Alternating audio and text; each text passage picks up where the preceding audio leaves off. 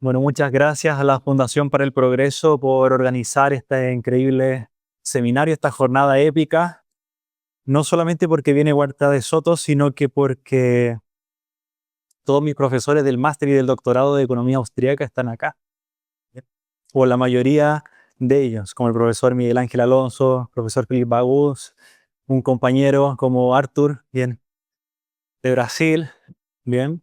Y bueno, y todo comenzó acá, en la Fundación para el Progreso en el año 2015, cuando estaba sentado donde están ustedes ahora, y hice un curso que se llamaba Economía de la Escuela Austríaca con el profesor Iván Kachanowski, que iba a venir, pero como él me está ayudando a organizar estas actividades que vamos a tener en Argentina entre miércoles y sábado, no pudo venir. Bien. Eh, y nada, luego fui alumni, luego terminé mi máster en Economía y Políticas Públicas con Leonidas Montes, que estuvo acá hace un rato. Luego me fui a España y conocí al profesor Huerta de Soto, que para mí es una inspiración y modelo a seguir. Y esta presentación está en inglés porque la expuse para estudiantes del Mises Institute que vinieron a Chile en enero, como el 23, 24 de enero. Vinieron alrededor de 17 alumnos del Ludwig von Mises Institute, que probablemente es la institución de economía austríaca más importante del mundo. Trato de que todos los años al menos 4 o 5 de mis alumnos vayan para allá, para que conozcan a todos los profesores que vemos en las clases de primera mano y hagan networking. Entre ellos hay algunos que están acá presentes. Entonces, como venían del extranjero, les expliqué sobre la economía de Chile. Entonces, esta presentación tiene 3 partes. Si quieren la hago en inglés, no. La primera parte es un marco teórico, bien, el marco teórico de la Escuela Austríaca del Desarrollo Económico, luego un análisis de la economía chilena de los últimos 30 años y luego un de vuelta al rumbo del progreso y del desarrollo, que es lo que esperamos que tengamos próximamente. Entonces, como marco teórico, es mi libro, Principio Moderno de Economía del Desarrollo, que es mi tesis doctoral, dirigida por el profesor y Huerta de Soto y prologada por él, publicada en el año 2023. ¿Qué dice este libro? Bueno, que las teorías del desarrollo económico en general olvidan la causa última del desarrollo, paradójicamente. ¿Cuál es la causa última del desarrollo? Que es básicamente la función empresarial, que es la función empresarial para los austríacos, en la innata habilidad de todos nosotros para identificar y resolver problemas. Eso es lo que hacemos todos los días, desde que nos levantamos por la mañana hasta que nos acostamos por la noche, estamos identificando y resolviendo problemas. Desde me levanto, tengo hambre, mi fin es hacer el hambre, busco medios, como bien, ¿qué me pongo? Bien, me tengo que vestir según la ocasión, ¿qué me pongo? Entonces pienso qué tengo en el armario, etcétera. Bien. Pero a nivel social, tenemos un problema de que los recursos son escasos. Por ejemplo, el recurso más escaso de todos es el tiempo. Bien, aunque seamos buenos en todo, tenemos el bien escaso por excelencia, que es el tiempo. Entonces, en un orden económico liberal, una sociedad libre, cada uno de ustedes se tiende a especializar en lo que cree que se va a hacer mejor y luego intercambia con otros. Y eso aumenta la productividad de cada uno. Entonces, eso genera de que haya médicos especializados en algo particular, psicólogos, periodistas, panaderos, agricultores, economistas, lo que sea. Bien, si yo quiero una casa, no tengo que construir una casa. Bien, la compro o la alquilo. Bien, si me enfermo no tengo que leer tratados de medicina, voy al médico. Bien, y eso hace de que cada uno se ocupe según lo que le interesa, lo que le guste y lo que le hace feliz. Bien, entonces la función empresarial, la innata habilidad de resolver, identificar y resolver problemas. ¿Cuál es la gracia? De que en este entorno de libertad, ya vamos a hacer énfasis en las instituciones, ya vamos para allá, la principal lección es que si yo quiero prosperar en la vida, si yo quiero ser una persona que le vaya bien en la vida, tengo que dirigir mi inteligencia y resolver problemas del otro. Es decir, como dicen en España, en servir a los demás está la grandeza del hombre, servir para ser servido. Yo sirvo a las personas en lo que yo creo que soy bueno y los otros me servirán en lo que ellos creen que son buenos. Y ese es el proceso de cooperación social que permite de que todos nos coordinemos como estamos ahora en el mercado de la educación, en el intercambio de conocimiento. Bien. Pero, profesor, si yo veo un país pobre, por ejemplo, hay mucha función empresarial, pero el país es pobre, por ejemplo, todos vendiendo cualquier cosa bien en la calle. Efectivamente, porque una de las aristas para crecer y desarrollarse es la función empresarial, que es la base, se necesita un segundo eslabón que es la acumulación de capital, que es el ahorro, que puede ser capital físico, tecnología, capital humano, educación. Bien, entonces se necesita la función empresarial y cada uno de ustedes pueda identificar y resolver problemas. Y dado este proceso de especialización y división del conocimiento, identificar y resolver problemas del otro para luego resolver mis propios problemas, y luego la acumulación de capital físico para aumentar mi productividad y crecer como individuo, crecer como empresa, y educación para lo mismo. Bien, entonces en ese contexto se necesita un entorno institucional, por ejemplo, siguiendo la terminología de Douglas North, las instituciones formales, que es por ejemplo las constituciones, las regulaciones, las leyes, los decretos, y las instituciones informales, que es la cultura, los valores de la sociedad, y las normas de convivencia de esa sociedad, que pueden facilitar este proceso de que ustedes tengan la libertad para especializarse y cooperar con su prójimo y acumular capital e invertirlo en tecnología y educación, una economía capitalista donde se respeta el derecho de propiedad privada, es decir, se respeta de que ustedes son dueños de su cuerpo, de su mente y de sus acciones y por lo tanto responsables de ellas en un entorno de igualdad ante la ley. Otra opción es que lo puede obstaculizar, por ejemplo, el intervencionismo estatal, el estatismo, bien, que pone regulaciones y le hace a usted cada vez más difícil ahorrar, emprender, surgir, comprar una casa, llegar a fin de mes, y en ese estamos. O incluso lo puede impedir cuando se elimina la propiedad privada y estamos en el socialismo, todos esclavos del órgano director. Bien, entonces en ese contexto, el crecimiento económico es el aumento de la producción de un país en un año. Bien, entonces cuando aumenta la producción de un país en un año, se dice que hay crecimiento económico, se producen más cosas. Bien, pero lo que oculta la teoría económica, por ejemplo, mainstream, neoclásica, que es lo que se enseña en la universidad en general, es que el crecimiento económico puede ser sano o insostenible. Crecimiento económico sano es consecuencia de un entorno institucional que facilita el emprendimiento y la acumulación de capital. Bien, es decir, un proceso, bien, de cooperación, como decía Adam Smith, una de las cosas buenas de Adam Smith, división del conocimiento, especialización y expansión de los mercados, más soluciones para la gente. Esa es la forma sana. Y la forma insostenible es cuando el crecimiento económico se impulsa a través de la política económica, por ejemplo, la política fiscal expansiva, bien, gobierno gastando más, piensen en la pandemia, gobierno gastando más como si no hubiera un mañana financiado con deuda, y la deuda son impuestos futuros, entonces, y por eso están desesperados con el pacto fiscal, bien, la reforma del impuesto a la renta, bien, y como todavía no se la aprueban, siguen endeudándose. O la política monetaria expansiva, la manipulación política del dinero y el crédito que generan los ciclos económicos de boom and bust. Bien.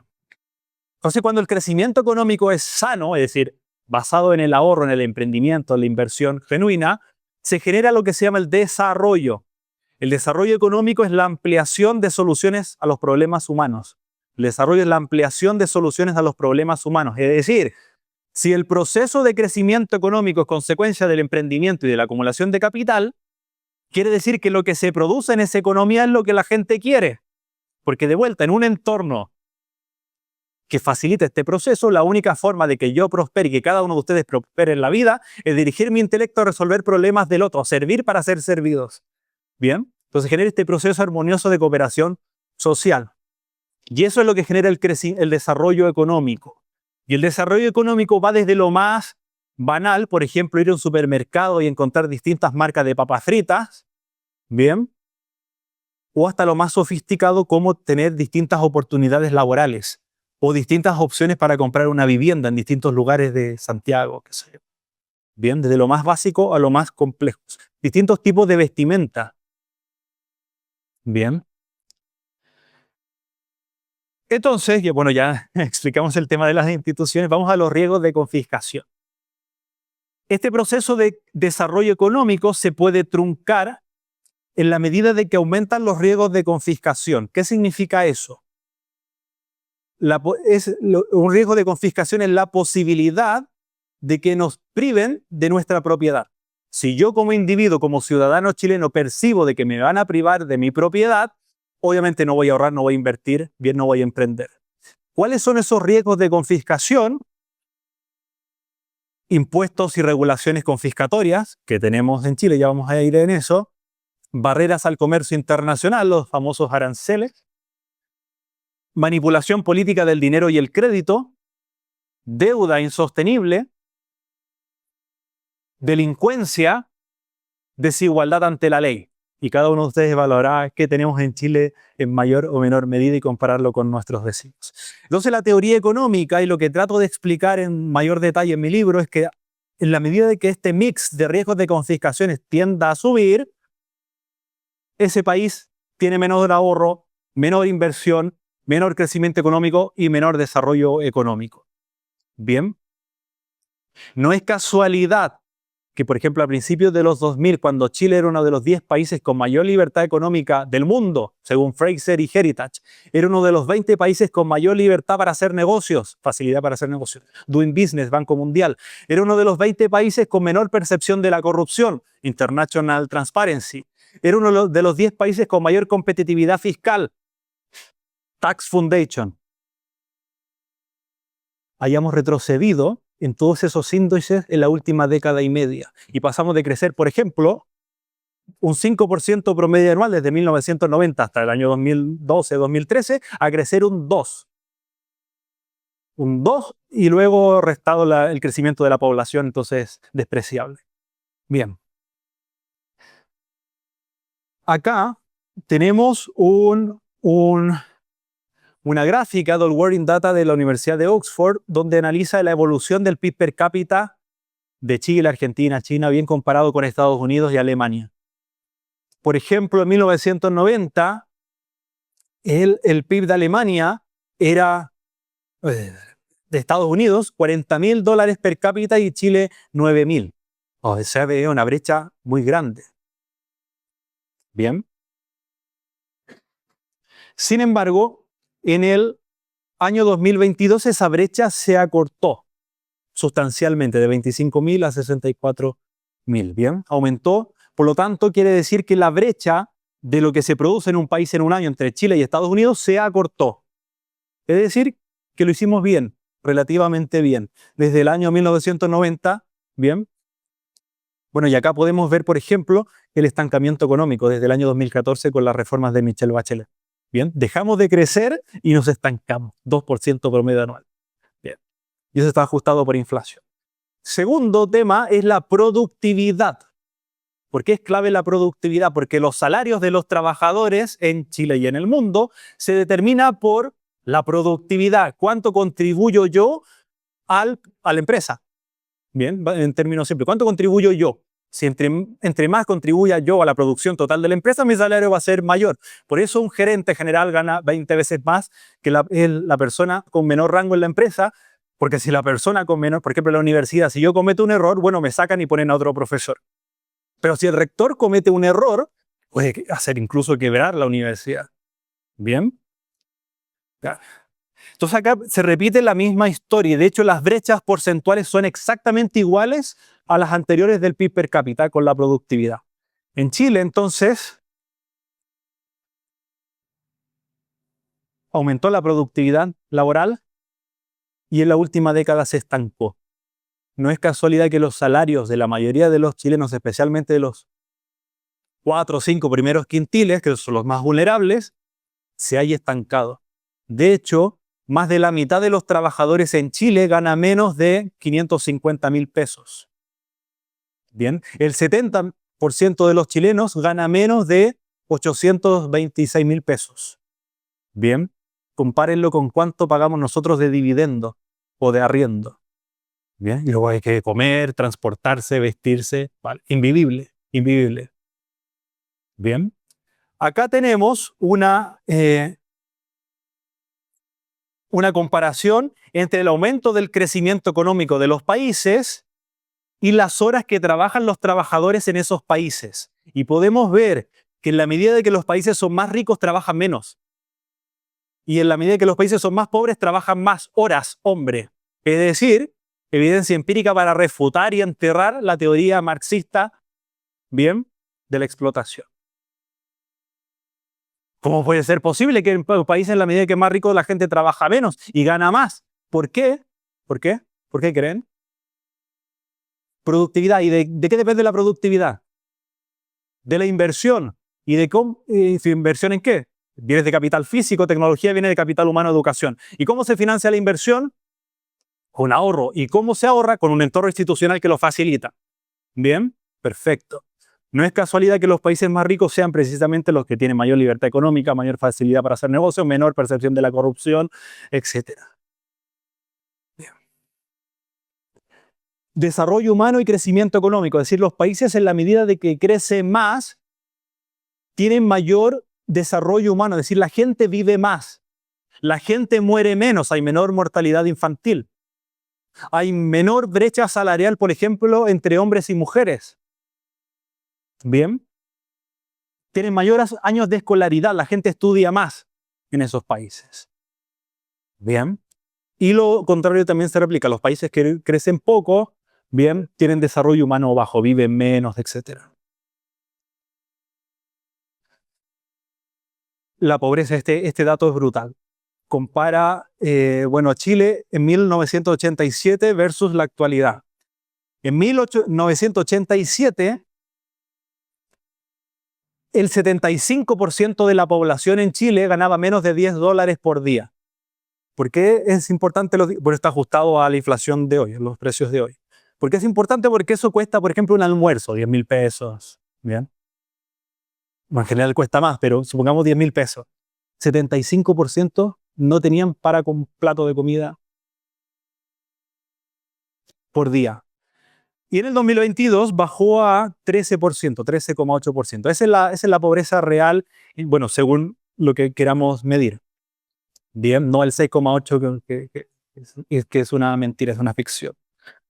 Luego las preguntas puedo explicar por qué. Luego, el índice de Gini. Chile tenía un índice de Gini de casi 0,6. El índice de Gini clasifica a los países por su desigualdad en la distribución del ingreso, donde 0 es perfecta igualdad y 1 es perfecta, es que a veces de 0 a 100. Y 1, perfecta desigualdad. Entonces, 0, todos ganan lo mismo. 1, una persona gana todo, Corea del Norte, Kim Jong-un y todo el resto esclavos. ¿Bien? Entonces, Chile bajó de 0,6, aproximadamente 0,8, ¿bien? A 0,43 en esta época. Bien, y podemos ver que hubo un retroceso, etc. ¿Eso es bueno o malo? Porque esta es la discusión. El capitalismo crea desigualdad, etc. El problema del índice de Gini es que solo ve la distribución del ingreso, pero no ve si esta mayor igualdad es igualdad en la pobreza o igualdad en la riqueza. Por ejemplo, tenemos un país pobre, de los más pobres del mundo. Burkina Faso tiene menor desigualdad que Estados Unidos y Chile. ¿Por qué? Porque son todos igualmente pobres. Tenemos otros países como Irán, que tiene un índice de Gini como Alemania. ¿Por qué? Porque igualdad en la pobreza. Bien. Entonces, este es un análisis súper interesante para rebatir a las personas que utilizan el índice de Gini para justificar su intervención y el socialismo. Anche di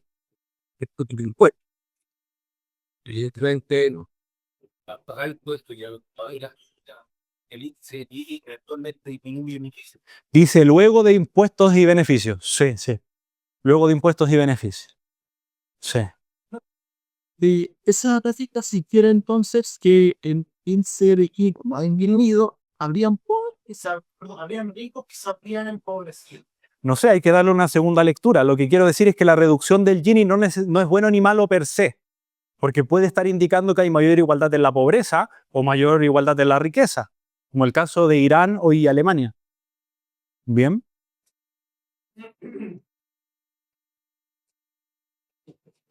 Bien. La economía chilena en la última década, principalmente a partir del año 2013, cuando son las elecciones presidenciales para el periodo 2014-2018. ¿Qué ocurrió? Comenzó a instalarse en Chile un discurso antimercado, un discurso antiempresario, un discurso antiinversión. Bien, no solo eso, sino que un discurso de que había que subir los impuestos, que los empresarios pagaban poco, entonces había que subirle los impuestos. Con esa retórica, en el año 2014 se hizo una reforma tributaria donde se subieron los impuestos corporativos de 17, el promedio de la OCDE es 23, a 27, desde un sistema integrado, es decir, el impuesto corporativo estaba integrado al impuesto a la renta para las grandes empresas, a un sistema semi-integrado, es decir, el empresario paga doble. Una vez por el mismo dinero como empresa y con el mismo dinero como persona individual. Es decir, un castigo al emprendedor. No solo eso, sino que se han introducido 25 diferentes regímenes tributarios según en qué área te desempeñas. 25 regímenes tributarios. Es decir, desigualdad ante la ley. Bien. Más de 400 permisos para la inversión esparcidos en el Ministerio de Energía, en el Ministerio de Agricultura, en el Ministerio de Minería, que entre otras cosas ha generado que hay 50.000 millones de dólares estancados por la permisología solo en el sector minero, bien, sin contar las otras. Y que por lo demás nos llevó a estar en uno de los top 20 en el Doing Business, a estar 56. Bien, facilidad para hacer negocios.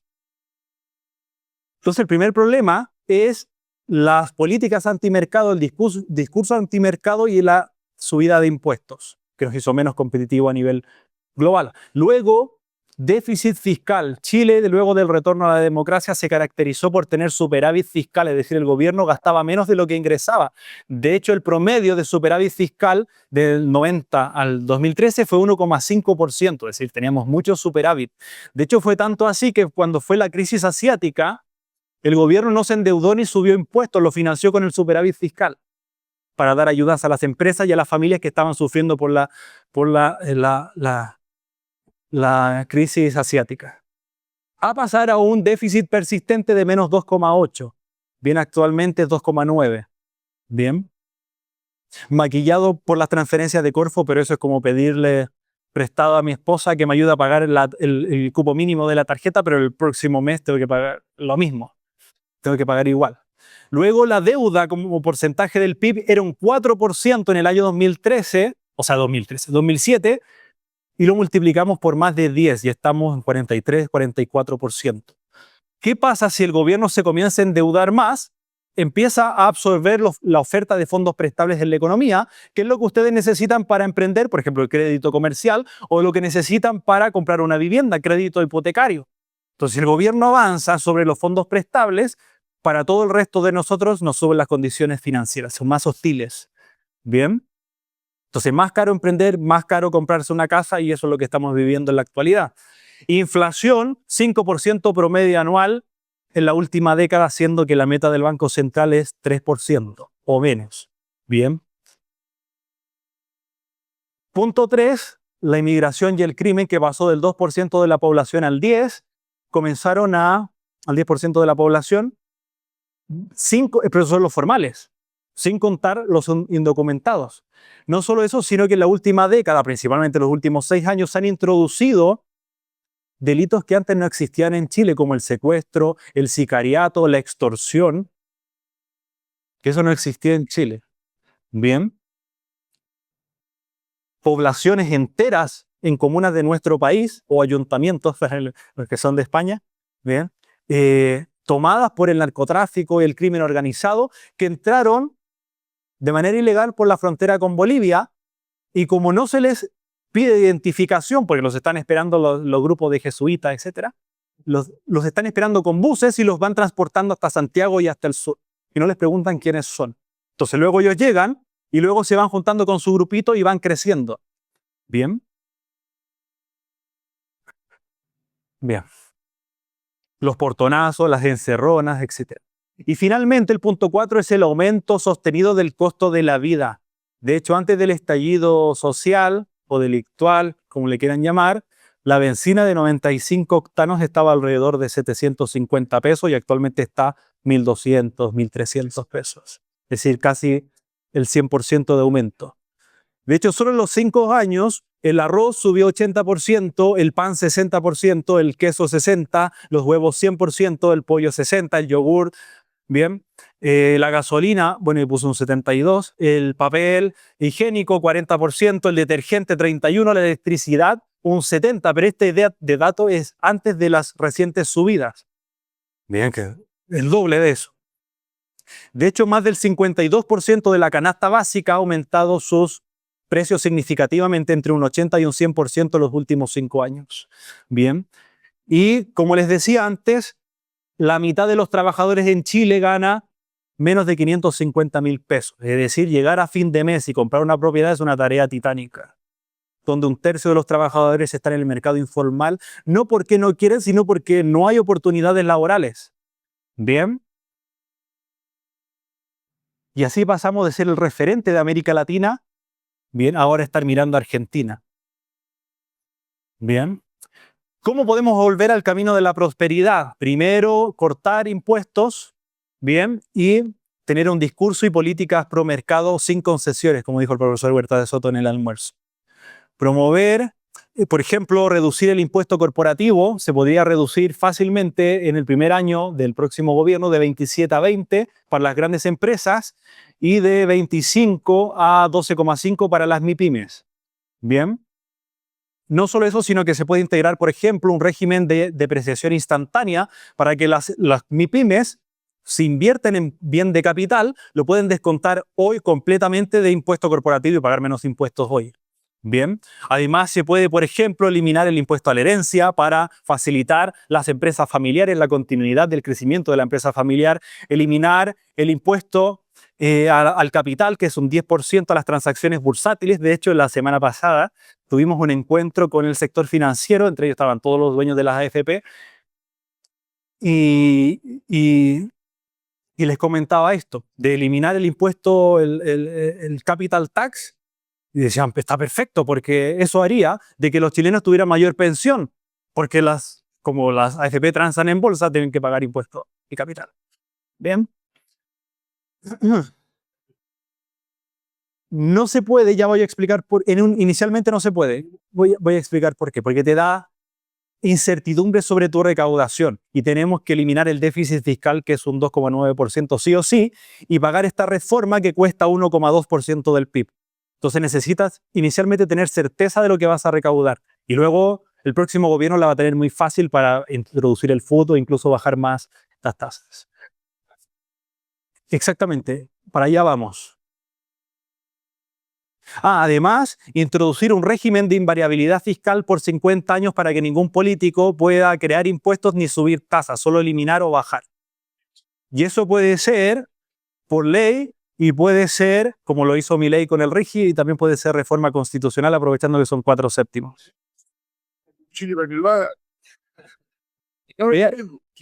Quiero opinar algo al respecto. Puede hacer la ley que quiera. Sí. No tiene un impuesto necesario para mantener esa ley y hacerla. Paso le damos. En ese estamos. Sí. Gente que estaba diciendo los últimos 20 años.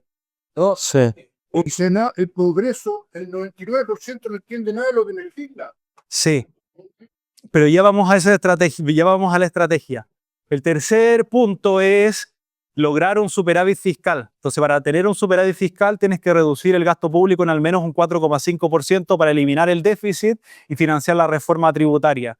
Por ejemplo, para discutir la ley de presupuesto del año 2025, el Congreso clasificó los 689 planes sociales entre positivos, que contribuyen a la productividad, al crecimiento, indeterminado y mal evaluado, bien, que no contribuye a nada. El 2,5% de los 689 tuvo buen desempeño. Entonces supongamos que eliminamos los malos y quedan los indeterminados y los buenos. Como el Estado no conversa entre sí, hay duplicados, programas duplicados y ministerios y entidades que hacen lo mismo. Entonces duplicas el gasto, duplicas el personal, etc. Se eliminan los mal evaluados. Y a ver qué político quiere mantener un plan mal evaluado y lo sacamos a pizarra. Y los duplicados puedes ahorrar un 4,5% del PIB de gasto público. Eliminas el déficit, pagas la reforma tributaria para que Chile vuelva a ser uno de los 10 países más competitivos del mundo. Y una vez consolidado el superávit fiscal, podemos reducir más el impuesto corporativo de las grandes empresas de 20 a 15 y de las chicas de 12,5 a 10. ¿Por qué? Porque en Chile, y esta es una encuesta que salió recientemente por la multigremial de pymes, hay un 58% de micro y pequeñas empresas que están en el mercado informal. 1.200.000 aproximadamente que están en el mercado informal. Bien, lo que vamos a hacer con esto es inyectar, bien, a incluir a esas personas que principalmente, por ejemplo, no cotizan pensiones, no cotizan salud, etc., al sistema. Entonces tú puedes aumentar tu recaudación por tasa o por base. Entonces nosotros estamos diseñando un modelo para ampliar la base. Bien, para que sean tasas bajas, pero inyectar 1 millón de MIPYMES luego al sistema pagando impuestos. Impuestos el más competitivo del mundo. Luego reducir los ministerios de 25 a 9 y las subsecretarías de 40, aproximadamente 40 a 18. Y esto no es un capricho, sino que es precisamente para el otro punto, que es eliminar estos 400 permisos que tienen obstaculizadas las inversiones, etc. Por ejemplo, el Ministerio de Economía podría incluir energía, agricultura, minería, medio ambiente, pesca y acuicultura, pequeñas y medianas empresas, donde están estos más de 400 permisos. Bien. Y eso es un ahorro adicional. Y no solo eso, sino que con estas reducciones de impuestos y siguiendo la metodología del Tax Foundation, el PIB potencial pasaría del actual 2,3 al menos un 4,6. Es decir, creceríamos más, el doble al menos de lo que crecemos ahora. Luego, el control de la inmigración, bueno, eso no es mi tema, entonces lo voy a pasar. Y luego, mejorar la calidad de vida, porque menores riesgos de confiscación, es decir, una institucionalidad que facilita el emprendimiento, es decir, el Estado tiene que ser un facilitador, bien, no un obstáculo. Bien, va a generar mayores niveles de emprendimiento, mayores niveles de ahorro, mayores niveles de inversión, lo que va a aumentar el capital acumulado para invertir en capital físico, tecnología, capital humano, educación, más productividad para que no solamente la familia más vulnerable se pueda insertar al mercado laboral formal, sino que comiencen a ganar más. Y eso va a permitir un crecimiento económico que en última instancia va a expandir las soluciones a los problemas humanos que ya es insoportable, lleva una década estancados. Bien. Y obviamente deben haber otras reformas que vayan de la mano, por ejemplo, una reforma al sistema de pensiones, porque, por ejemplo, la reforma de pensiones que se aprobó recientemente, la aprobaron sin financiamiento. Entonces, bien, la PGU la aprobaron sin financiamiento, entonces la están financiando con deuda. Bien. Reforma a la educación, para que los colegios estatales tengan autonomía administrativa, autonomía financiera y sistema de voucher, que sean ustedes los que decidan dónde quieren estudiar. Bien. Y los obliga a competir. Bueno, una reforma laboral, bien, para fortalecer todo esto. Bueno, muchas gracias. Y las preguntas.